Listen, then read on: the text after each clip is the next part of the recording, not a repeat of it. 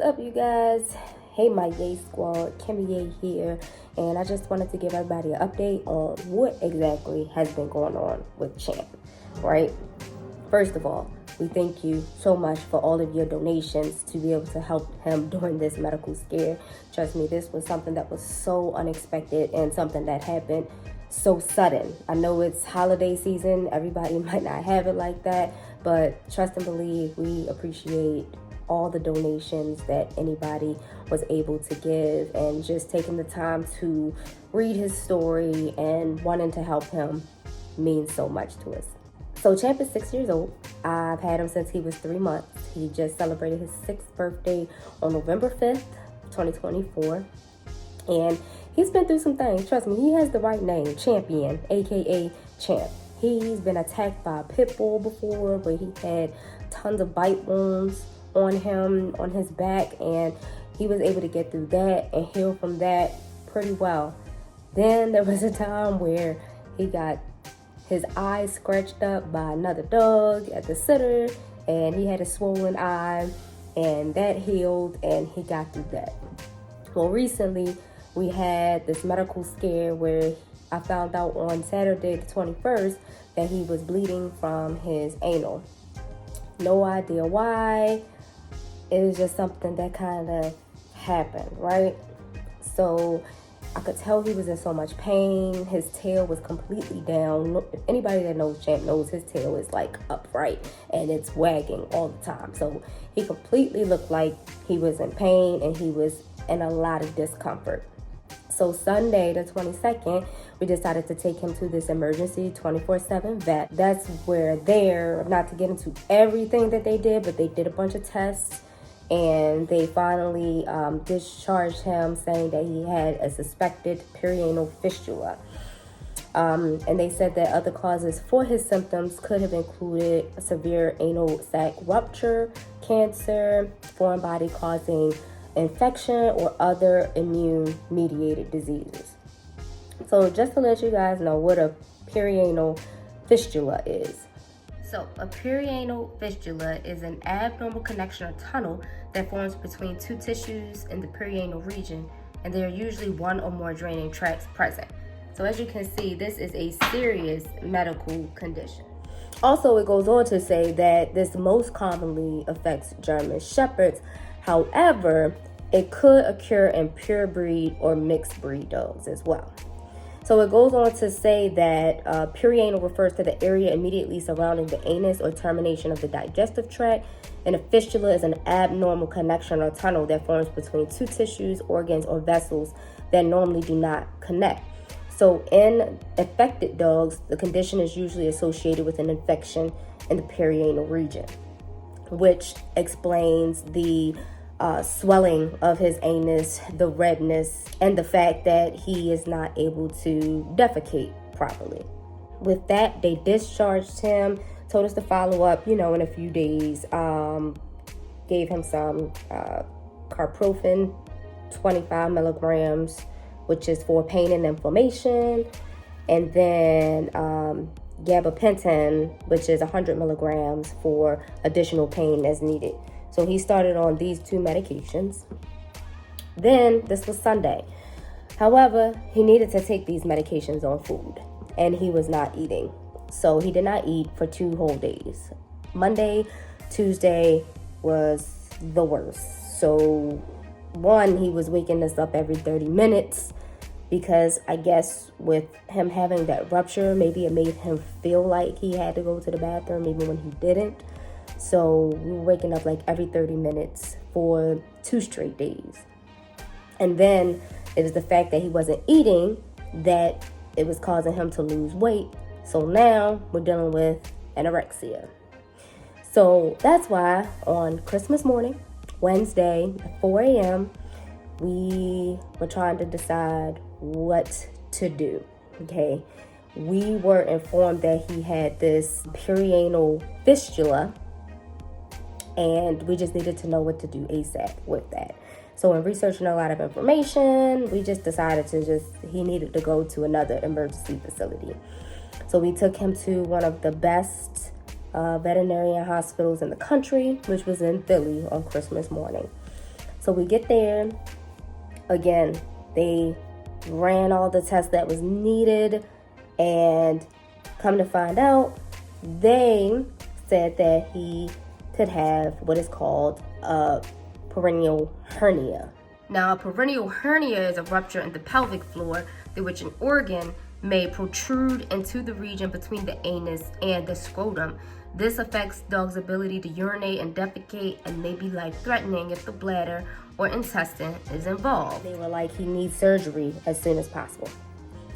So we were like, okay. It was such a crazy time to go through, because on top of the $1,200 bill that we had just paid at the first emergency hospital, we were in Philly now, and this hospital wanted to charge us $4,000 to $6,000 just to hospitalize him since he wasn't eating. They wanted to keep him under their observation. They wanted to be able to feed him and make sure that he would be okay to prepare for this surgery. Well, on top of the $4,000 to $6,000 of the hospitalization fees, now we're looking at another $5,000 to $7,000 for the actual surgery itself. So that's when I had to think fast, right? After getting through our emotional state, I was like, okay, what can we do? And that's when I decided to start the GoFundMe. So I started the GoFundMe. Our initial goal was the $4,000, even though we knew that we wouldn't be able to hospitalize him and get the surgery. As I mean, we're talking $12,000 to $13,000 here. Like, who has that kind of money saved up for any type of surgery, human or animal, right? So we was like, okay, what are our other options? So they said we could go ahead and take him home, but, you know, he would need this surgery as soon as possible. So we decided to take him home, tried to get him to eat. He started eating a little bit here and there by Thursday, the day after Christmas. He started eating a little bit here and there. And so, okay, we were hopeful, so because we could give him some of the medication.